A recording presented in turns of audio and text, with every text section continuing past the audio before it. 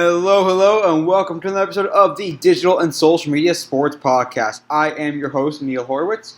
You can find me on Twitter at NJH287, also on LinkedIn where I post more content. Check out the website, dsmsports.net, for more episodes and content, and of course, check out the podcast and subscribe on your preferred podcast platform. Great show today. I am going to be joined on the podcast by Anthony Yepez. He is the head of social and community for bodybuilding.com. We also talk about a little bit about his time at Spartan Race. Just tons of great insight from him. Bodybuilding.com has an enormous community that he oversees and it is helping to develop and continue to develop. And he's just full of great social media insight that you can apply to any industry. And of course, has spent some time on the sports side with Spartan Race. And Bodybuilding.com is helping us all become athletes in our own right in some ways. But just tons of great stuff in this interview. Just stick around for my conversation with Anthony. But first, this episode's helpful tool. And kind of a variation on the helpful tool, I guess. And looking at the recent collaborative features introduced or in progress from Instagram. And specifically the collab feature that allows people to work together on a post and both post it and get credit for it. As well as the collaborative albums, kind of the R album, where people are able to add their posts or their content to a shared album. Just kind of a cool thing to look at the increased ability to collaborate on these platforms. Yes, it's to help creators and brands create more together, but it's also just a direction in which social media is going, where you're able to remix each other. TikTok is obviously very big with that. YouTube Shorts allows you to utilize existing YouTube audio and be able to create your own YouTube Shorts from that. And so we're really getting into this era on social media of collaboration and working together to create something that is better. So how can you take that into your job and your industry? Is that working with athletes on your team? We've seen, of course, the NFL and Patrick Mahomes, I believe, had a co-create post. But think about that idea of co-creation. There are so many talented fans out there that want to create with you. Obviously, athletes becomes an opportunity, sponsors and brands there, and also utilizing that fan-generated content more effectively to really tell unique stories and share unique perspectives. So it's really cool to be able to sit down and think about what would it mean to take collaboration and co-creation to the next level. There's a lot of cool opportunity there, and hopefully some really creative and cool things will come out in the weeks and months and years to come. So check it out. Instagram's increasingly collaborative features, the collaborative albums, as well as the new collab feature between individuals. So that's this episode's helpful tool, dialogue at least, or monologue. Now stick around for just a phenomenal chat with Anthony Yepez of bodybuilding.com. Right back from this episode's opening segment, and I'm so psyched for today's guest. I was telling him offline that I've been a customer of the brand for a while, and we're going to learn about bodybuilding.com and a lot more with today's guest, Anthony Yepez. He is the head of social media and community for bodybuilding.com. And welcome to the show today, Anthony. Hey, man. Thank you so much for having me. I'm happy to be here, dude. So psyched to pick your brain. You are truly one of the, at least from my perspective, a thought leader in the space of social and building community and really understanding and thinking about the space, reflecting on it in an intellectual way. So you are someone who is tailor-made to geek out with me on the podcast today. But before we get into the meat of our discussion, we want to hear about you. Tell us about your career path, your background, your various stops along the way, and how you got to bodybuilding.com. Any tips for folks that want to do what you do? For sure. So, I'm from New York, grew up in Jersey, but also, back and forth in New York where my family's from. And, came up as an athlete, baseball player, football, wrestling, all that fun stuff. Went to college out on Long Island at Hofstra. And while I was there, I just really got into marketing and nightlife. Nightlife was kind of like my gateway, into social media, back in those days, not to age myself, MySpace was still around, but Facebook was really becoming the leader. And, the way that I leveraged social media was how I built my network and, how I got, people to come out and go to parties with me and all the stuff that I was doing in New York City as a promoter. But that really helped, set a base for me and kind of understand, how to market to people, how to get people interested in doing things and understanding what their interests are and what makes them tick and what doesn't make them tick, And so I took that experience and did that for a couple of years and eventually ended up at a social media agency in New York City. Luckily, a fraternity brother of mine, Mark Zablo, big shout out to him and Cogent, gave me an opportunity to get some experience. Really got my hands dirty, and did a lot of really cool stuff with influencers and major brands, and just got a really great look at how kind of like the big leagues work, right? Just every major celebrity you can think of. We were doing some sort of campaign with, and I was sitting in on big meetings and just really getting a great feel for how marketing and social, work together. So, did that for a couple of years, and then got a great opportunity to go into sports marketing at Spartan Race, which was, a fantastic experience for 4 years. Was a part of really building a lot there, from, our media partnerships with Facebook and ESPN to, our sport program with professional athletes, traveling, all around the country, and just really having a really good time with, sport marketing, influencer marketing, brand ambassador programs, you name it. It was a really hands-on experience that I had at Spartan. But obviously with COVID hitting, and that market taking a big hit for the time being, and I kind of felt like I kind of reached my fullest potential there, and wanted to just let the team build and grow. So I think I did my job there, and then I got an opportunity to join Digitas with Ali, who's also big on Twitter. I'm sure you follow her too. Yeah.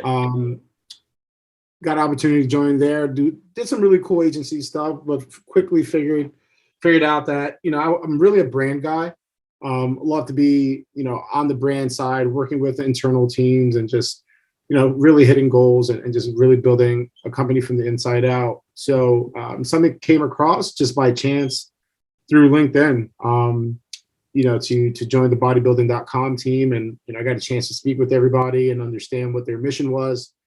A whole new team was coming in from the marketing perspective, and the company was going through a rebrand, which is happening pretty soon. So just a lot of exciting things were put in front of me. And I just thought, hey, coming from my background at Spartan, where it was really people changing their lives through physical activity and through health and fitness, and being a company that provided the tools for those people, that's just something that, really gravitates, towards me. So yeah, I jumped on, and I've been here since June, just really, like I said, before we got on, was, understanding who this audience is, what they're looking for, why they look to come to bodybuilding.com for, workout plans, nutrition, programming, or just general advice and general knowledge of how to hit the goals that they set for their life. And there's so many great stories that come our way. I'm sure we're going to jump into that stuff. But again, a lot of that stuff really resonated with me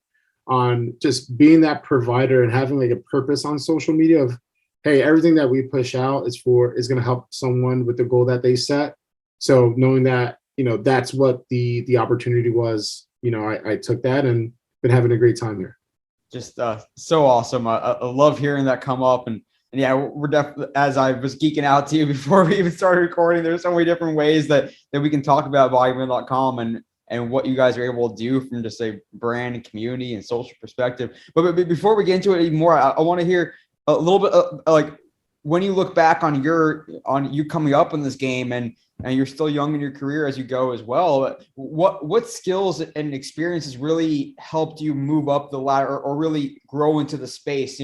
Did you get really into the creative side, to the statistical side, to the strategy side? You're obviously your influencers, community development's been a big sort of theme throughout your career so far. So like, what if you were talking to whether yourself, 10 years ago, or someone coming up, just coming out into the game now, what would you point them to that really helped you grow and stand out and, and develop a skill set that allowed you to get to where you are today?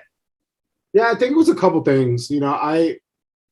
Graphic design, video editing, photography, all that stuff. I think those are skills you got to have, as someone in social media. But I think what really helped me grow was kind of like cutting through the noise of, wanting things to go viral, or, just looking at things from a perspective of my own versus looking at what the community needs, what's important for, the followers that are fans of the brand, right? Like, thinking from their point of view, from their perspective, and also communicating with them and just going out, doing social listening, being when obviously Spartan, an on-site event, being at events and talking with people, and then just seeing how a brand connects with a consumer and giving them exactly what they want. I think a lot of people in social get stuck in the, hey, we need to hit engagement numbers, we need to hit KPIs, whatever it takes, even if it doesn't make sense, or if something's trending, let's put this thing out on social because that's going to help us hit our numbers. So I think for me, what's helped me in my career is, yes, there's always going to be that element, but the closer you can be to the consumer and speak from their tone of voice and relate to where they're coming from and what they need, the more successful you'll be, right? I think that's what's another cool thing about what we're doing here at bodybuilding.com is that I try not to overcomplicate things, right? It's what you need to hit a goal. It has a very kind of like specific framework to it, right? So as the brand, you have to make sure that you're consistently giving your audience things around those, what we call content buckets. And for the consumer, their framework that's going to help them hit that goal. So I think for me in my career, that's been the biggest thing that helped me grow is just, I'm always looking at things from the consumer's point of view, not, and I don't know if this sounds crazy or not, but I'm not looking at it from the brand point of view. I have the consumers and the audience's best interest in mind at all times. Love that. It's a thoughtful and smart way to put it and to look at it, and guides us a lot. And when you are oftentimes straddling that line between trying to hit numbers by any means necessary and doing what your consumer, your audience actually wants you to do. So I loved hearing, and we'll get more into it as well, about how much effort you put into really understanding your audience, especially when you started, this past year at bodybuilding.com. So that'll be fun to get to. I do want to pick your brain a little bit about the early days of influencers and ambassadors. I mean, it seems like, the last 3-4 years, maybe even less than that, everyone's been talking about influencers and certainly creators as well. But if you look at all the e-marketer graphs, all the plans to increase spend in influencer marketing are going up and to the right, of course.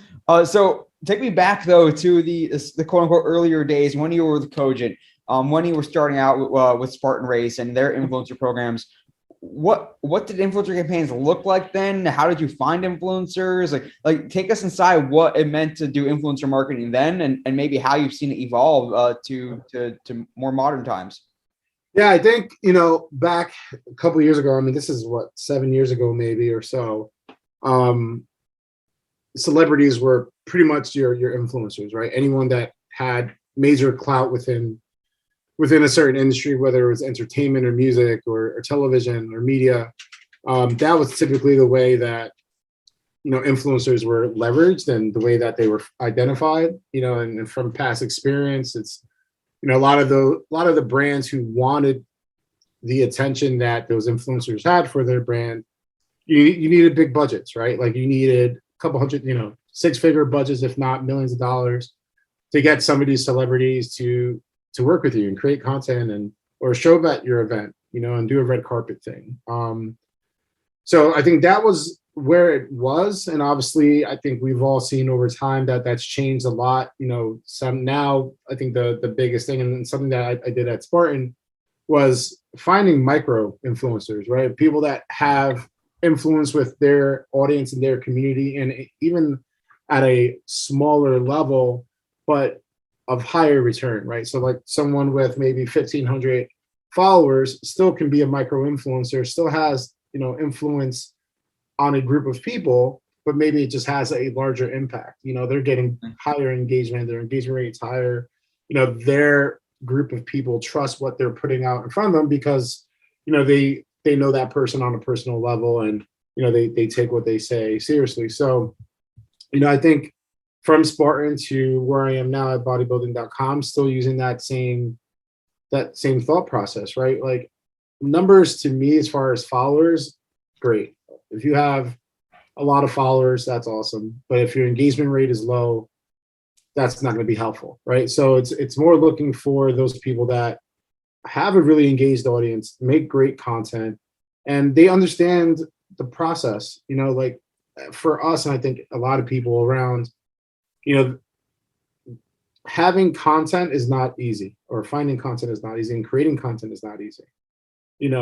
So with influencers that really understand it, it's been super valuable to tap into them. I'm actually in the middle of a campaign right now where we tapped about 15 micro influencers for some of our products and some of the campaigns that we have going on. And it's incredible to see, how much influencer marketing has grown in a very high valuable standpoint Mhm. with everyday average people versus, A-list celebrities. There's so much good stuff in that. I mean, and to your point, there on the content side, toward the end of your answer there as well.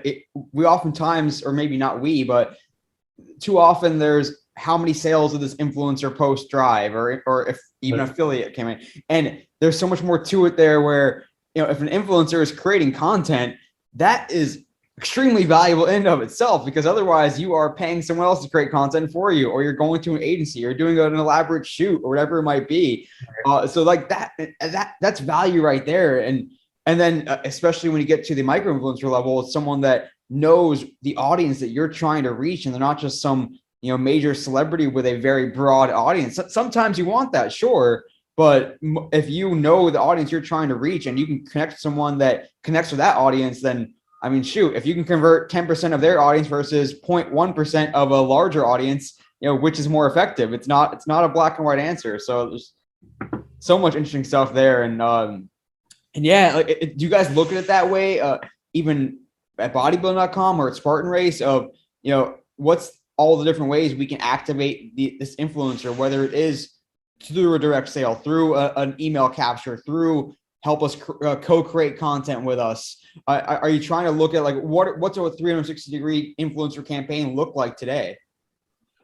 Yeah, like I don't know if my approach is different than other people or not, but the way that I see it working best with influencers or content creators is, I like to use the term content creator instead of influencer. But the way that I see it working best is, hey, each creator has their style.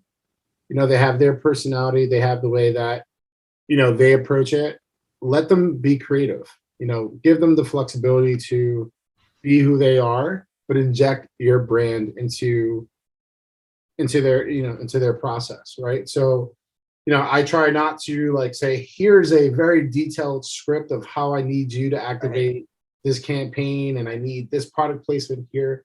I feel like when that's how the relationship is formed, you lose a lot of authenticity there. And for me, it's all about keeping things super real and as organic as possible, right? I mean, even in this campaign that we're running now, I think sometimes people are like, hey, like, do you want me to, show the label or do this, do that? I'm like, don't go away from what works from you, right? Like, you built your brand and your social because of your creative mind. Just find a way to inject our brand. Obviously, there's some things that you have to make sure, happen within the content process, but be who you are. You're super flexible, and just have a great time, creating the content. Yeah, I mean, it ends up being a better outcome for everyone, for the creator, for the audience, especially nowadays where an audience is, looking to sniff out any scent of inauthenticity. And so you want to avoid that. And yeah, just perfectly said around, giving the creator the autonomy to do what they do, because there's a reason that they have gained all those followers and being able to make a living out of creating content. So very well said. I want to hear about Spartan Race, because you were there for 4 years, did a great job, building their brand on digital, on social. But I guess for our listeners, give us the quick Spartan Race 101. Tell us what we need to know about Spartan Race, and then we'll kind of dive in a little bit deeper there.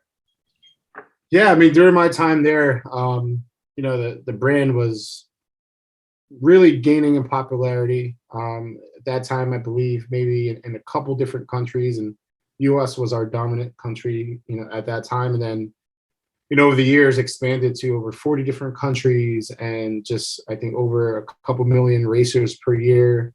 And like I said, working with Facebook Live and ESPN broadcasting some of our major events, the World Championships, and then having different championships in different regions of the world, and just bringing everyone together.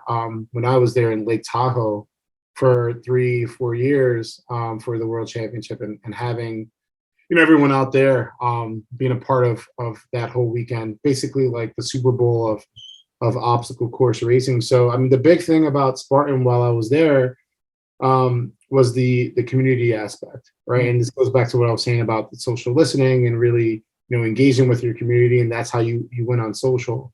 So during my time, that was a big focus for us, and a big driver for the success of the brand. People really, Anthony, so Spartan Race is just because I want to get a full picture as well. It's a combination where there are amateurs participating at events, but there's also a professional and championship aspect. Absolutely. Kind of yeah. So the premise of Spartan Race, obstacle course, ranging from three different main lengths. So sprint, super, beast. So basically like a 5K, 10K, and half marathon, I believe.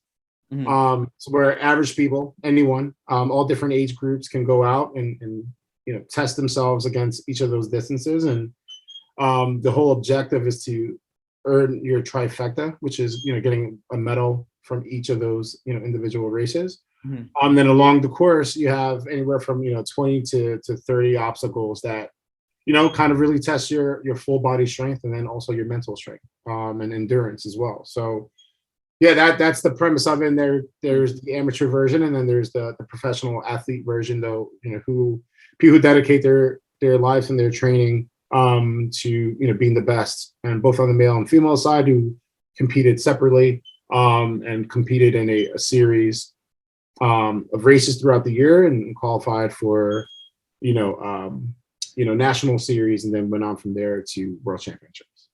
Gotcha. So it's someone that is certainly and the monetization streams, I guess, are events and maybe online and sponsorships. Right. That's sort of the business model. Yeah. And I'm not sure if that changed since I parted ways, but yeah, sponsorship and ticket sales from those that participated in the race were two of the major focuses for the brand. So tell me about when you were looking at developing that social strategy and that community strategy.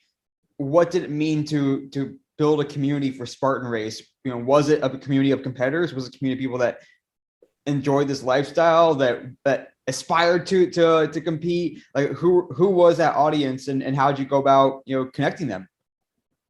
Yeah, I mean, it was a combination of both, right? I mean, it wasn't like your traditional, let's say, major sport where the big time athletes are everything for the brand.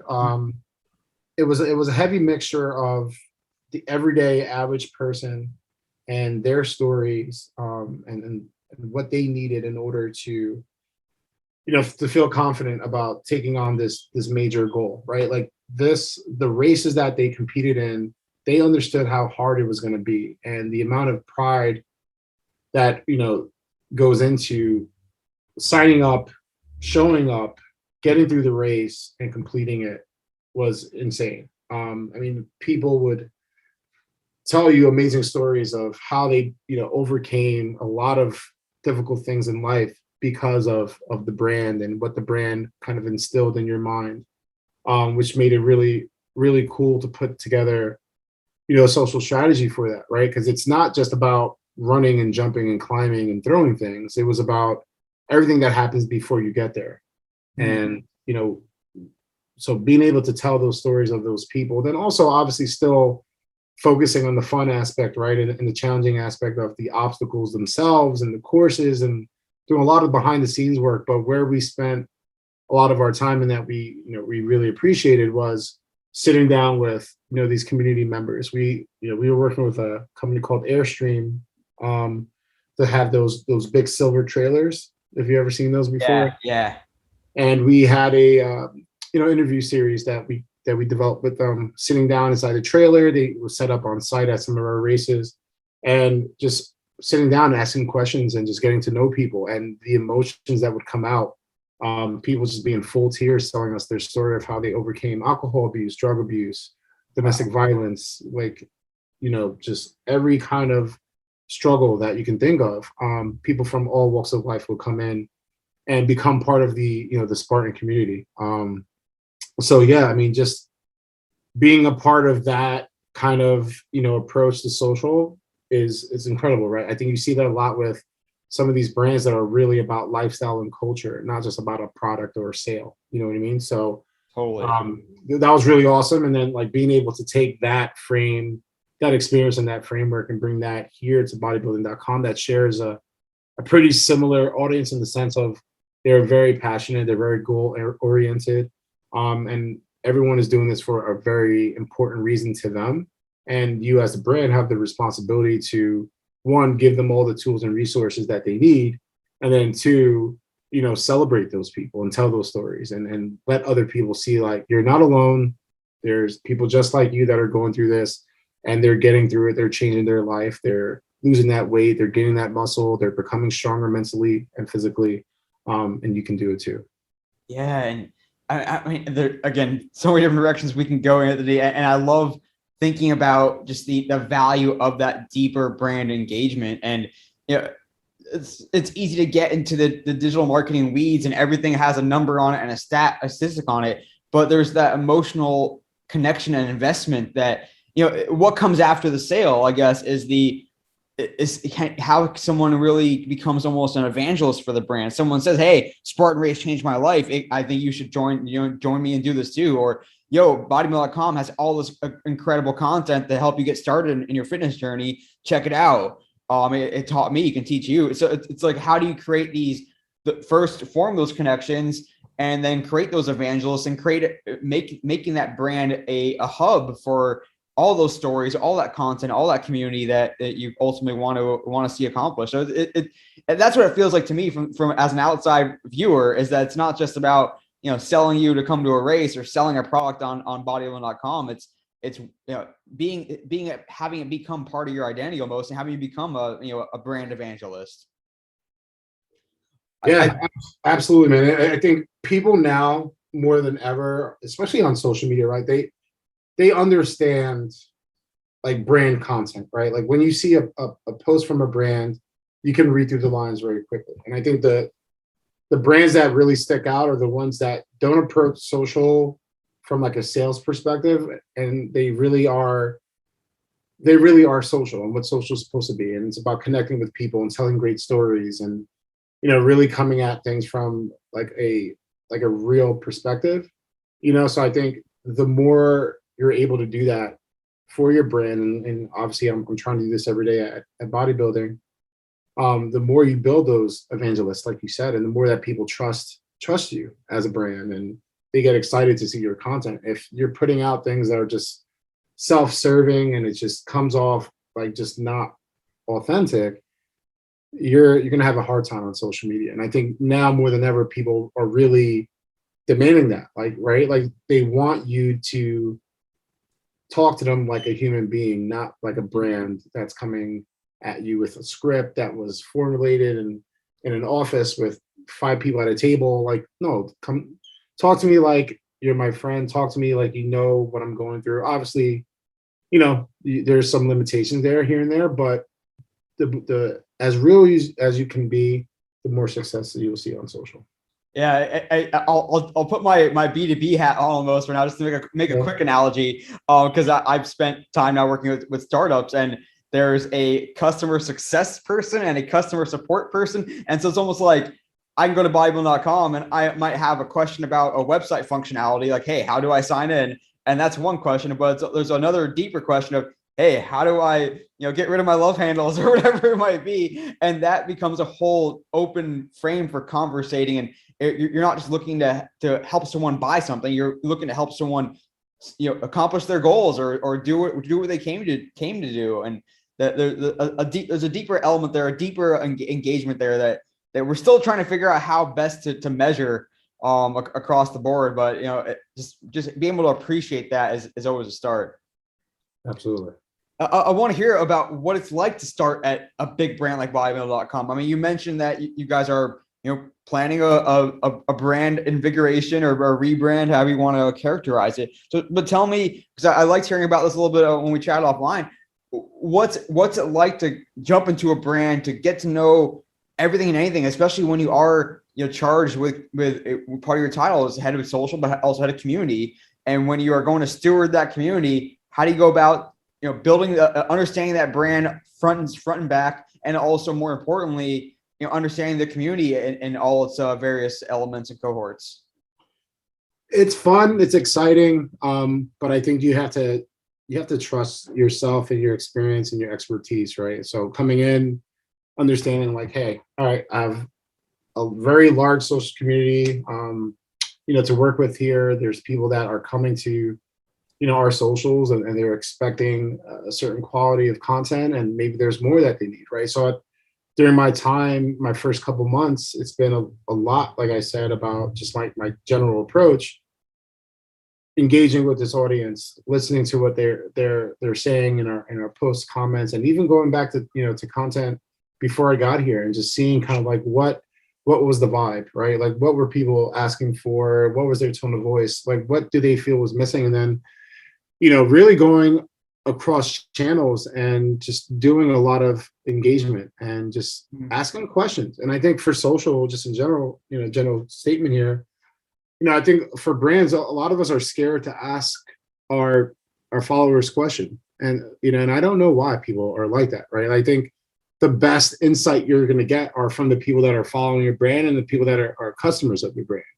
And, there's such invaluable, kind of just opportunity there to ask a question like, hey, and I posted it on our Twitter, which I use a lot for kind of that one-on-one conversation, right? Because that's obviously the behavioral approach for that platform. But what do you guys feel are missing from the fitness industry? What can we give you guys that is not being given to you by us or maybe by others? Just having those real conversations, which is something that I really wanted to do and been finding tremendous value from. So just coming in, it's been really just a lot of that, and just understanding that there's people here that, like I said, they have a goal, and our job is to give them everything that they need. So, back to what we were originally talking about, just understanding that and working with the team here and looking at, all right, well, obviously we have a lot of brand partners and products that we work with. Almost every major nutrition brand and supplement brand, we have as a retailer, on bodybuilding.com. So just, working with their social teams and working with their marketing teams and working with, our internal teams on how can we activate and how can we dig deeper, because most brands have athletes and that they work with another influencer. So how can we, combine forces? And here's our content buckets. How do you guys have content around this stuff already? Can we make new stuff? But always keep it in mind, which again, I'm going to sound like a broken record, and it is what it is. Always keep it in mind the best interest of the consumer and what they need. If their goal is to lose weight, or if their goal is to gain muscle, or their goal is to, gain weight. Some people definitely come to us for that too. So, it's been a lot of working internally, working externally, looking at past data, but really all that comes together with, all right, how are we going to put out content that helps our audience, but keeps our brand top of mind at the same time? I love that. I can picture myself, even let alone you, just in the first couple of days, just reading and browsing like the bodybuilding forums and social sites for hours and days and weeks. I mean, you could spend years going through all that and still have more to go. There's so much content there to learn from. Who is the audience for bodybuilding.com? I mean, I is there not an issue, but a challenge with making sure that, hey, you might be a weekend warrior, or you might be a dad trying to get rid of his dad bod. You don't need to come to bodybuilding.com because you want to compete in Mr. Olympia next year. Right. Who are all those different audiences that you guys have? Because maybe you might still have the competitive bodybuilder set. You might still have the people that are beyond weekend warriors. Like I'm an avid lifter myself who is probably more on that spectrum. So something about those various audiences and how you go about making sure that they feel that brand is for them. Yeah, you know what? That's been an interesting thing for me in the past couple of months. You definitely have your super core bodybuilding audience, people that love to lift weights and they want to get bigger, they want to get stronger, they want to get ripped, right? Like they want to look great, they want to look like some of the big names in the industry. And maybe they don't want to get on a stage and compete, but they still have the aspiration to put in some sort of level of that work, right? Like there, not a lot of people are going to be able to go on stage and win Mr. Olympia or, win the Arnold Classic. But the way that we approach it is like, okay, you still have that goal that you set out, right? And whether it's to gain muscle or whatever the case may be. So it's understanding that, all right, everyone might be on a different path, but the tools are all there for everybody. So we try to, and we're working towards this now a lot more, but try to showcase that everyone has a body that can be built, right? And we're working on this campaign. You might see it in our Instagram bio right now called #BuildYourBody. It's your body, you own it. So just go out there and make it happen type of thing. And whether you're looking to be a competitor on stage, or you're a CrossFit athlete, or you're an endurance runner or mountain climber, whatever it is, it's your body, right? And you need to build it from the inside out.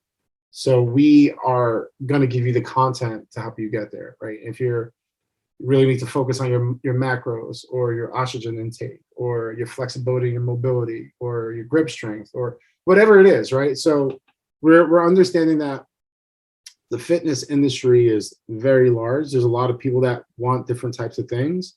So in order for us to speak to these audiences, we have to diversify our content, which is, it's a challenge, right? There's just so many different things you can do. But it all comes down to, working with the right personalities and content creators and the experts in their respective, spaces and focuses, and having them be kind of a coach, right? I think that's what's going to be interesting about things that we have coming up, where we're going to bring people that really know and understand their focus within the industry and within the fitness industry.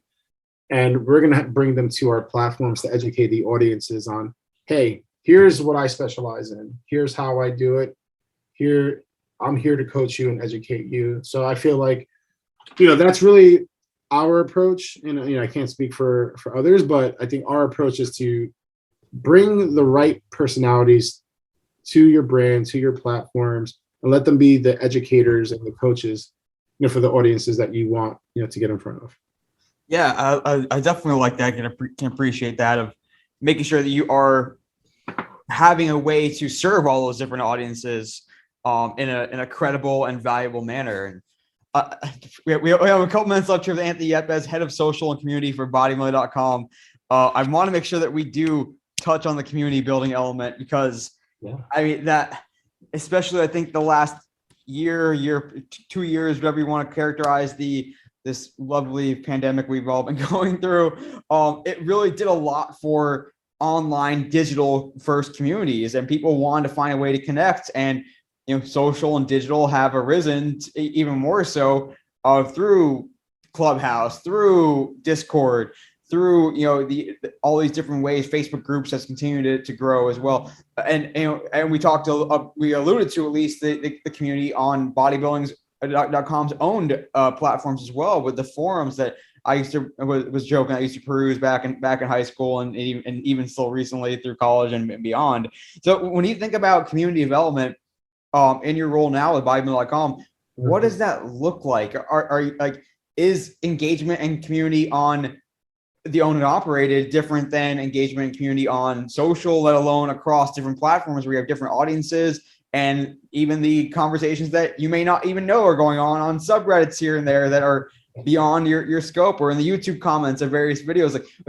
Like, it's almost mind-blowing just to even try to articulate it. But what does community development look like for you, and what are the goals that you sort of lay out? What does success look like in that realm? Yeah, you hit it, man. It's difficult, right? Because there's so many social platforms now, and there's forums, and we have our own, and then there's your Reddits of the world, and people can people are talking about your brand everywhere. So, and the problem is, unless you have a large enough team and enough resources to support, you yourself can't be there, reading those messages or reading those conversations and jumping in and joining those conversations. So, obviously you look to technology and you have your listening tools, your Sprouts of the world and everyone else that's out there. And you try to use keywords and hashtags and use, activity monitors and get pinged when something, is buzzing and you get all those things and you try to jump in as much as you can and join those conversations. I just think that you got to have kind of like a structured approach to it, right? Since you can't be everywhere, understand where is most valuable to you and what topics are most valuable to you. Especially if you're low on resources, right? So if you have a strong audience on Instagram and there's particular topics that help move the needle for your brand or are really becoming trending, either concerns or just things that people need information on, then really focus in on those conversations and make sure that your brand has a voice when these topics do come up. But again, I'll reiterate that I don't know if a lot of people spend enough time on community engagement and social listening, because it's not, for lack of a better term, it's not like the sexy side of social, right? It really is the nitty gritty. You got to dive in there. You got to do a lot of hand fighting, and a lot of people are usually, when they are engaging with you, are upset about something, right? They're not always coming from a positive, perspective. So there's that side of it, right? Now you almost feel like you're putting on a customer service hat, which I feel, any social pro should have some level of customer support experience or work closely with your customer support team so that you know how to deal with those negative, situations or people that are really maybe a little bit tough to deal with. But yeah, I mean, from my experience, there's been nothing more impactful for social strategy as community building. And again, as I said earlier, with being authentic, being real, that's where all that comes together, right? And then also, there's so much opportunity to discover through community engagement and building communities. When you understand and have that connection with your community, you're able to really look at your content and look at what you're planning and kind of gauge whether or not it's going to be valuable to your audience. And even from the higher level marketing standpoint, let's say you have a major marketing campaign coming up, but as the social team, because you're doing all this community building, you're doing all this social listening, engaging, and hey, our audience is probably not going to gravitate towards that. Yeah. It may not work out well if we focus on X, Y, while our community is talking about Z. So like now you become a really integral part of your marketing planning process, because you have your ear to the ground. You're in the street, like you're in the social channels. What your people are talking about, right? So I think that's one of the most important things, and probably also very undervalued in marketing in general. And I see this on Twitter all the time. Just social listening and just people on your social team can really bring a lot to the table from that perspective for marketing as a whole. So yeah, super critical. You got to build your communities. You got to be in the communities. You got to be one with your community. And you got to really bring that value to them so that they can bring it back to you.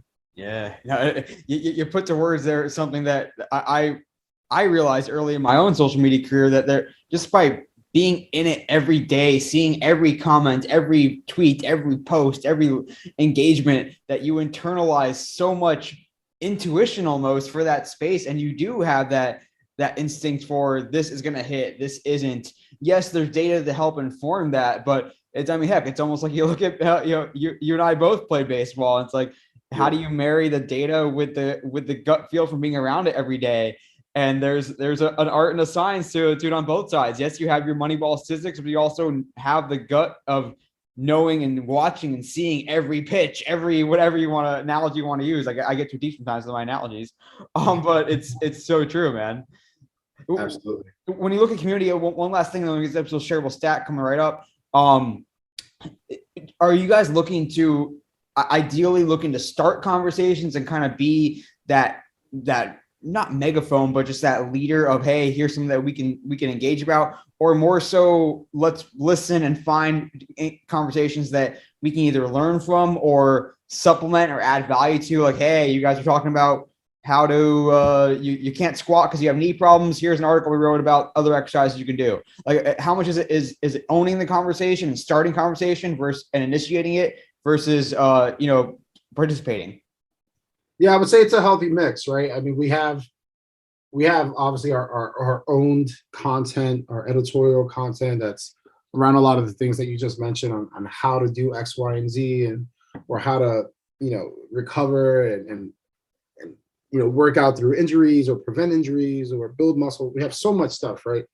But also, like I was just saying with the community, engaging and social listening, a lot of it is stemmed off of that side of it and understanding like what, and even from the SEO side too, right? And just what are people searching for? What are people looking for? What's super important to them? And then creating or sourcing content around those topics.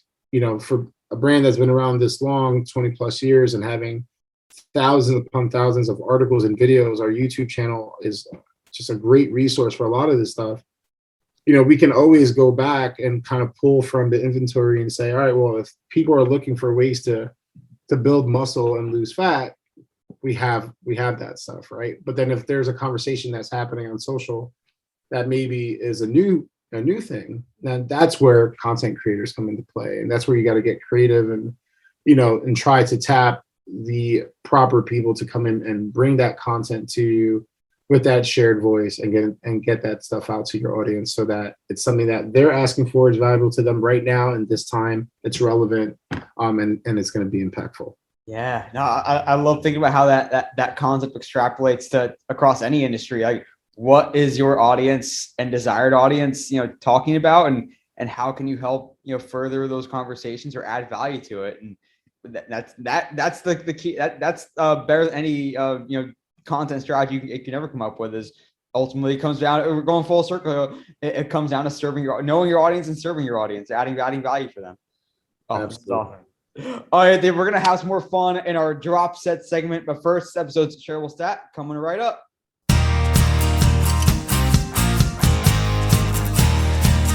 Really enjoyed talking to Anthony Yepez, head of social and community for bodybuilder.com.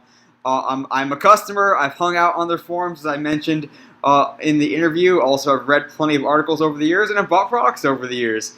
So it's really cool to be able to pick his brain about all things bodybuilding.com. But stick around because we're going to have some more fun with Anthony in our drop sets segment. So that's going to be fun coming up. But first, this episode's shareable stat. This episode's shareable stat looks at the recent financial windfall and just virality put together by the Carolina Hurricanes when they played the Montreal Canadiens. There's a bit of a rivalry off the ice between the two teams, as the Canadiens last year or a couple of years ago offer sheeted the Hurricane Stars, tried to basically pay more for him and steal him away, but the Hurricanes ultimately matched their offer.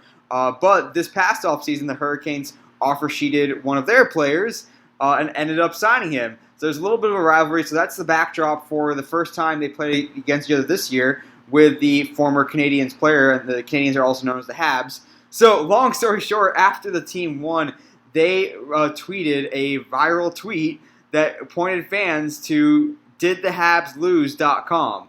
They bought a domain. We've seen that a little bit in the past, most recently in college football this year, where I believe Arkansas did it, and that was the inspiration that Mike Foreman, the head of brand and marketing, and Dan LaTorraca, a former podcast guest, the senior director of marketing, talked about as their inspiration. And they got didthehabslose.com, put a nice GIF there of obviously saying, yes, we, in French for Montreal. But really, really cool part and how they got $10,000 or just shy of $10,000, which is this episode's shareable stat, was they also had merchandise for sale and a promo code, and the T-shirts, or not a promo code, but a special deal, and they utilized the $20 number, which was the signing bonus they gave the player they stole away from the Habs. But it's really cool and creative, and to put it all together, the whole point of having this shareable stat conversation is to think about being ready for the moment and not just thinking about virality and getting a headline on the social media channels from doing something outside the box and doing something a little bit trollish, but thinking through how can we truly maximize the moment. That's a common theme on the podcast, and that means maybe it means capturing emails, maybe it means in this case driving direct revenue through merchandise sales, and to be able to get just shy of $10,000 from basically a single tweet from an idea that a lot of teams or clubs have probably done or have thought about. And just for the virality of the moment and the conversation that it creates, which is valuable, but then to be able to drive direct merchandise sales from fans acting on emotion in the moment when they are excited, that just takes it to the next level, and that's why I really want to talk about it today. So that's the episode shareable stat. Again, we don't have an exact number, but according to an article in The Athletic where they interviewed Mike and Dan of the Hurricanes, it was just shy of $10,000 in revenue just from the didthehaveslose.com merchandise sales. So that's the episode shareable stat. I hope the explanation that I gave was clear enough and worth it, but truly the Hurricanes and the NHL continue to do a great job as they have throughout the last few years, and they did it again this time with didthehaveslose.com. So that's the shareable stat. Now stick around for our drop set segment with Anthony Yepez of bodybuilding.com. Back from this episode's shareable stat, and I am joined once again by Anthony Yepez. He is the head of social and community for bodybuilding.com. Anthony was gushing over how great that interview was. Are you now ready to do some drop sets? Yeah, man, let's do it. Let's get that pump going. Hell yeah. Number one, tell me what is your key or sort of a foundational principle to effective social media strategy? Yeah, I think one of the main things that it really comes down to is making sure that you're aligned to the top level business goals and what the company really want to focus on, from a business perspective, from a high level marketing perspective, so that, you can build your strategy around that. And earlier we spoke a lot about, listening to your audience, engaging back with your community, but truly, you don't want to be on an island, when you're building out your strategy and when you're creating and sourcing content. So just making sure you're really close, to everyone across the board, especially leadership, and, you're building a strategy that's going to ladder up to the greater goal. It's fantastic. It's really well put. And I think for anyone, no matter what seniority level they're at in the social media space and greater social media space, that's really good to be able to connect those dots, because that's what it comes down to at the end of the day. All right, number two. This should be fun now. Tell me, what is the craziest or most challenging part of a Spartan race? I know that they may differ. So what's like an obstacle or just a crazy part that you can call out?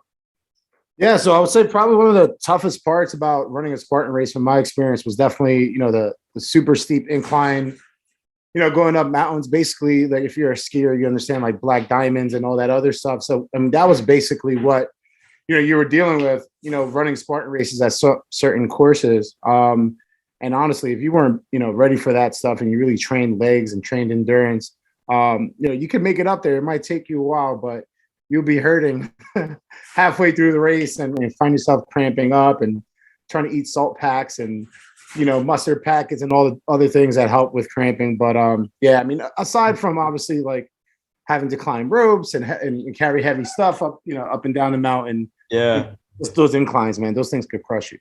It's a whole different like way of being in shape. I mean, yeah, you can see the bodybuilders who can lift a ton, who look really good in the mirror, but then you got to do a Spartan. It's a different kind of athleticism for sure. It sounds tough.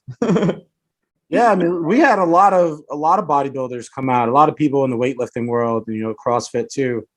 Yeah, and again, it's really more the endurance game and the longevity of your mental strength too, not just your physical strength. So yeah, you got to be an all-around athlete for, I think, all endurance sports and obstacle course racing. Spartan being one of them, but Ironman and everything else that's out there, man. You got to be a complete athlete. Yeah, physically and mentally, for sure. Number three, we'd like to get to know our guests outside the office as well. So tell me, what's your sleeper TV show? What's like a show that, whether it's on Netflix or linear, whatever platform it is, maybe is not as mainstream that you think people should check out? Believe it or not, I'm not much of a TV person. I'll watch your standard stuff. I love the Chicago series, like Chicago Fire, Chicago PD. Love those shows, Law and Order. I guess I'm into those things for the most part. Okay. But yeah, I'm more of a sports guy, more really in tune with being on social. I guess that could be a good or bad thing, but I love being on Twitter, I love being on TikTok, just consuming content. But yeah, when it comes to TV, it's more of those like crime shows. I really love crime shows. Okay.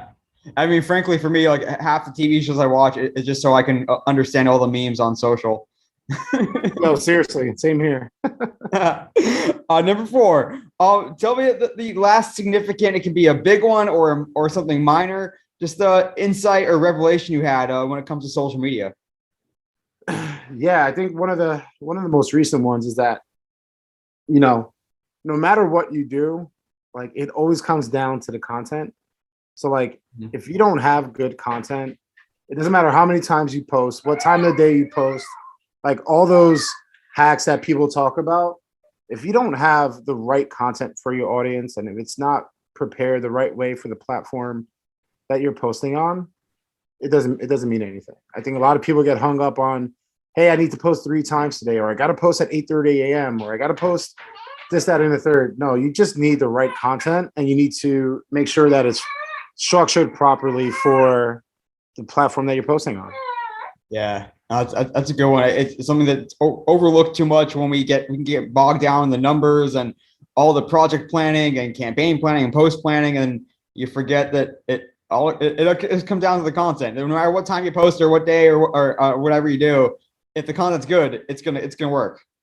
That's it, man. And like, as for on the brand side, we just launched on TikTok not too long ago, maybe 6 weeks ago, right? And we tried a bunch of different things. We tried the workout route, we tried inspiration, motivation, and obviously, I feel like we found our niche now, which is more of that like behind the scenes, almost that humorous type of vibe for bodybuilders and weightlifters and people who are really into gym and fitness. And we've had about 4 or 5 posts go viral, and I think we climbed over 30,000 followers, in the past like week and a half. So it really comes down to like, Nice. hey man, just know what you're working with, but know what the audience is looking for. Don't be so stuck in your own mind. Like really just be open to being flexible, knowing that every platform just operates a lot differently. And don't get so hung up on like overproduction. It's important that it's high quality. I think more in the context of what you're posting about. And obviously, like, yeah, of course, you don't want pixelated videos or super grainy photos, but it has to come off real, and it has to just be something that people can relate to, resonate with, or really find entertaining. Yeah, it's probably a lot of fun. There's so much relatable content in that greater bodybuilding.com space. I mean, I follow some Instagram accounts like Do You Even Lift Bro, and also there's some really inspiring and amazing things that happen in the the greater lifting and fitness and nutrition space. So, a lot of fun, I'm sure. I'm sure it's cool for you to be able to create all that authentic content and help create it. Yeah, All dude, it is a lot of fun, and it's cool to see like how the culture of fitness has evolved over the years, and I think social media has played a big role in that. And of course, like the lighter side of fitness, I think just keeps things in perspective for a lot of people and a lot of brands too, right? Like if we take it too seriously, it might turn people off. So like we try to have as much fun as we can, and we're working with creators who do the same thing. So it's a really good time. Love it. Number five, you do a good job of staying on top of social. I mean, it's really hard, but I think we all do our best. So just tell me, like, what are some ways or tips, or how do you stay on top of all the latest, greatest, not just trends and best practices and ideas, but also the features that seem to pop up every day? Honestly, through social media, which it might sound interesting, but through Twitter, through LinkedIn, and really being engulfed in the community from like an SMM standpoint, and connected to other social pros and people on marketing Twitter, which we all know about, and just the whole business side and professional side that you get from LinkedIn. So, I mean, I think people do a really good job at educating one another. And there's a few people that are solely focused on, giving you updates on what's going on social. Yeah. So, those are definitely big factors for me. And then, I created the SMM Slack community, social media manager Slack community. We have, I think, over like 600 people in there now. So we're always passing along, updates and trends and insights and just helping each other out, which I think is, really how it should be. And I love the fact that, that group really started out on a whim and just really grew organically. And, we've been having a great time, taking care of one another, Yeah. from job opportunities to platform updates to social strategy to just like, hey man, like I'm feeling burnt out. I need some advice. So yeah, just be really involved in social, really involved in communities, how I stay up to date on everything. It's great. Yeah, I don't really know any different because I've never worked outside of this greater space too much, but it feels like everyone that works in or around social is also social and good at connect and wants to connect and learn together. We appreciate the idea that we are, more valuable, more greater together than we are by ourselves. And I feel like that resonates, and it certainly sounds like it resonates in all the community you're able to be a part of. Yeah, it's definitely a very large community, and I think for the most part, people are looking to connect with one another. And not everyone is that way, and not everyone has to be that way, right? I think if you're good at social strategy or you're good at being a social media manager and you don't want to be super social, you don't have to be. I think Totally. yeah, your brand should be social, like like the clients that you work for and work with. Yeah, you want to make sure that they are social, but yeah, I think it's only a added benefit if you are an extrovert and want to be out there connecting with people and tweeting or posting every day. But it's not something that you have to be. Yeah. Number 6, back to some of the fun stuff here. Tell me your favorite weightlifting exercise and also your go-to cardio exercise.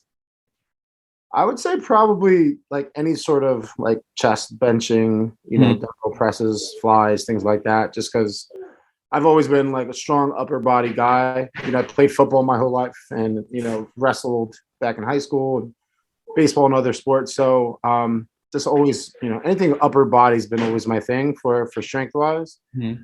And cardio, I was into running for a while. As you get a little bit older, things get a little tougher, timing and everything else like that. So I definitely do enjoy being outdoors and going on hikes. My wife and I are very active in that sense. And now that we have our little baby girl, we bring her with us and put her in her little carrier and do some like nature walking. She's not ready for like the big hikes yet. But yeah, definitely cardio, definitely into hiking. And funny enough, I got into golf about a year ago. And I find, walking golf courses as you play instead of riding in a golf cart, you can get, a good 3 to 5 miles in depending on the course that you're playing. So I look at that as my cardio now too. That totally works. And you and I are opposites when it comes to lifting. I mean, not that I don't enjoy upper body, but I am definitely stronger in my legs than I am in my chest and shoulders. Hey man, can't skip leg day. Leg day is definitely important too. That's what separates the imitators from the real ones. There you go. All right, number 7. Let's talk about your sports background. Just tell me throughout your whole life the most memorable game that you've ever attended. Oh man, the most memorable game I've ever attended would have to be a Yankee game, and this is going back to like the old Yankee Stadium, back during like I think it was the ALCS. I want to say maybe Yankees Red Sox, and this is where the whole "Who's your daddy?" chant started with Pedro Martinez and the entire Yankee Stadium crowd. Being from New York, New Jersey, yeah, it was incredible to be there and kind of like just really rattle him and be a part of the reason why we destroyed them in that game at least. So yeah, that was probably one of my most memorable experiences. And just like being a New Yorker, you're surrounded by great teams. So and then also you're surrounded by unfortunate circumstances. I was also at the butt fumble game. Oh wow, Mark Sanchez and the Jets. So kind of like the good with the bad there. I think back to some of those moments where you're actually there and you're appreciating it. You're not holding up your phone trying to record it of all the fans chanting "Who's your daddy?" It's a different kind of experience nowadays when you have like all these other things to stimulate you and to try to capture the moment too. Yeah, and it's funny enough you say that. I mean, I went to a game recently, and it's the amount of people that are looking down at their phones, watching their fantasy leagues and all the other stuff versus like taking in the game. I feel like obviously there's a lot of things that are good and bad about social, more good than bad. But yeah, definitely don't get too caught up in your phone. Enjoy the game, enjoy the moment, enjoy the Yeah. life. Yeah, That's why the memory sticks with you more because you had every sense going. yeah. Oh, Number 8, it's our food question. So if I come out there, hang out with you, we'll get a lift in NYC in New York City. Tell me, what's the best meal to get and where do you get it? oh, dude. I mean, this is New York, right? So you can't really go wrong in a lot of areas. It's the melting pot of the world. So a lot of choices. For me, I'm a big like wings and beer guy, right? Like Mhm. not always like super health conscious about it. I think you got to enjoy yourself and eat food too. But love a good order of wings, a nice tall German beer, and I'm very content in that area. Outside of that, I mean, chicken parm, cheesesteaks, and Yeah. all just a good like healthy quote unquote hearty foods. Definitely, you can't go wrong here in New York, and obviously the pizza, right? I mean, So, I live in the Bayside Queens area, and we have some okay. great pizza here, so can't go wrong with pizza. So drop me a name. Where's the go-to place for wings in New York for you? So by me here, we have a little area called Bell Boulevard. So my go-to spots here are Monahan's and Bourbon Street and One Station Plaza. You can't go wrong with those three spots. Very nice. Oh, my mouth's watering. I think we will be compatible when it comes to food. Yeah, man, Hearty meals. come down to Bayside, bro. Have a good time. Last one for you, Anthony. Tell me, outside of, I'm going to call it the big four: Facebook, Instagram, Twitter, and TikTok. Which social platform or digital platform should we all be paying close attention to, and why? I know there's a lot here, but outside of those big four, which one should we all be paying closer attention to? Was Twitter on that list? I don't. Yeah, Facebook, Instagram, Twitter, and TikTok. And TikTok. Yeah, man. I would say that from a professional standpoint, LinkedIn has to be a part of that conversation. Mm-hmm. And especially I think over the past year, I think the engagement and just the overall content, production level went through the roof. With quarantine and everything that's going on. But if you really look at the quality of the audience there and the purpose of why people go there, you still get a lot of the fluff and a lot of the, spammy type of stuff. And you have people trying to sell you their platforms or services pretty often. But through that, there's also some great professional networking. And not only, it's not just job searching, right? I think I found a lot of, really valuable relationships that I've built through connecting with people on LinkedIn. And it's, very authentic of, hey, I love what you do at, XYZ company. And I'm in the same, professional space and social media. Really love what you guys are doing social. Be great to add you to my network type of vibe. So, I think aside from, staying up on trends and making sure you're making content that's proper for your channels that you're active on, you always got to be building your professional network too. And, there's high value in having a really good network of people that, find that you bring value to the industry as well, right? It's not just friend requesting someone on LinkedIn and then going dark. You have to engage back with your professional network. You have to bring value back to your own feed on LinkedIn. It's basically personal brand building, because you never know where that can help you down the line. Whether you're looking for a job or you just need a referral or you want some inside information on what's coming up next in our industry. So definitely LinkedIn is way up there for me. I personally been investing in LinkedIn for years now, and I'm happy to see that it's really getting more respect. But for the brand side, I mean, you guys do have a heavy presence on like a YouTube or a Reddit, or is even something like Quora big for a bodybuilder.com and all those questions being asked there, or any other platforms that come to mind for the brand side? Yeah, for the brand side, I mean, Reddit definitely is up there. I think, for a lot of people, they might not realize that. And it's not like a super active channel for us. I don't have like a major strategy there, but we know that it exists. And, between myself and our customer service team, we have eyes on it, and we definitely go in there as much as we can. And then just reminded me also Pinterest is a big site driver. I know for us and maybe a lot of retail brands and, any kind of like home decor type brands, anything that's kind of like do it yourself as well. So Pinterest, LinkedIn, and Reddit, I think definitely are some underdogs that are making some noise. Yeah, it's a good call out with Pinterest. I know they're doing like just like everyone is these days doing more to serve their creators with their own version of stories or with their own version of TikTok type format, type UX. So definitely want to keep an eye on there continually. That's interesting. Oh yeah, dude. And the last thing I'll say on that, like something that's interesting about what we do here, obviously we have an app, we have, our bodybuilding.com forum, that's a big part of the staple here.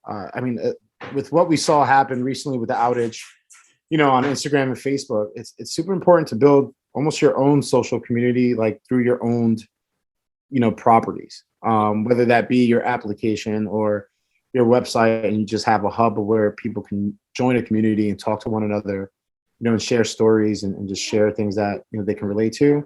I think owning your own quote unquote social community is going to be something that people really start to think about.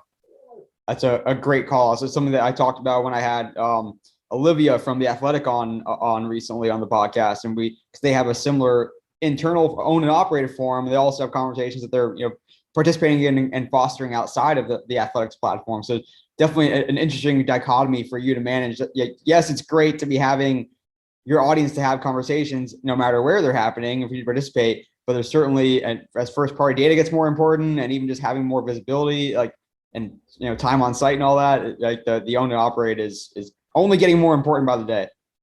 Oh, 100%, man. Absolutely.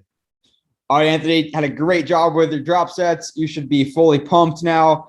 Are you now? It's now your chance to take over the podcast from me and tell us your social media all-star to follow. It can be on whatever platform. Just tell us who they are and why they're worth following.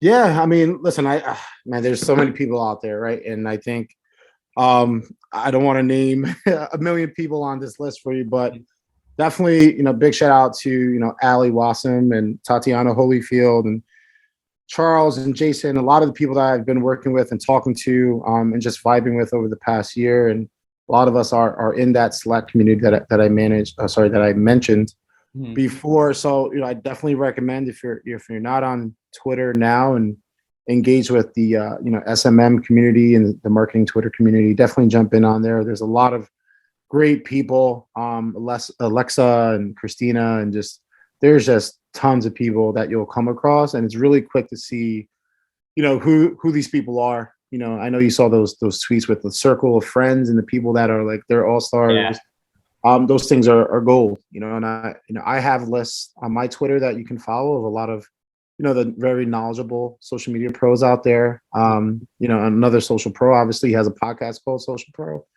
Jay Bear, Convince and Convert, all those guys, awesome people. So yeah, check out those lists, jump on marketing Twitter, SMM, and just really jump in there, man. There's a lot of people there that are just always willing to help out any way they can, and they're always a tweet away. Love that. Yeah, for anyone that's not like a Twitter super user or not yet, at least like to get on a tweet deck and be able to have like all your lists and to be able to have maybe a search for SMM. Like there's so much you can discover from people you don't follow, don't even know, to end up on those feeds. And you can follow a list like yours to be able to follow some of the great curation that you put together for others to be able to latch onto as well. That's great. Oh yeah, for sure. And how about you, Anthony? Where can we find you as well as all things bodybuilding.com across web and digital and social? Yeah, you can find me pretty much across all social at Anthony Yepez. And then bodybuilding.com. You can find us across all social as well at bodybuilding.com. No dot in there, just at bodybuilding.com. All across the board, man. We try our best to be as active as we can and just get back to our fitness community. A lot of people looking to hit their goals and really crush it out there. So we just hope to provide everyone with the inspiration and the tools they need to do so. Well, my hat's off to you, man. And as someone who has been following bodybuilding.com and been a customer for several years now, you can notice a tangible difference since you joined. So I'm going to say that, and because it really is great to see of how you are fostering the community, that conversation. You're practicing what you preach, and really appreciate you lending some of your knowledge and insight to the podcast today. Really appreciate it, Neil. Thank you so much. Really enjoyed chatting with Anthony Yepez, head of social and community for bodybuilding.com. I really love the idea of building community, of how it happens truly all over the internet, all over social media, and on owned and operated platforms, and just an interesting conversation to delve into that, looking at also the very diverse audiences that bodybuilding.com reaches. We all have our different cohorts and audiences that we reach. So just really appreciate Anthony giving me some of his time and, of course, lending his insights. I look forward to continuing to watch bodybuilding.com develop their brand. We were looking out for the rebrand and watch all the great content, conversation, and community that they're able to cultivate out there. But that'll do it for this episode of the Digital and Social Media Sports Podcast. Thank you again for listening. As always, I'm your host, Neil Horowitz. Find me on LinkedIn where I post more content. Also follow me on Twitter at NJH287. You can also visit the website, dsmsports.net, for more episodes and content. And of course, I hope you can find the podcast and follow along, subscribe on your preferred podcast platform. Until next time, this is Neil Horowitz for the Digital and Social Media Sports Podcast.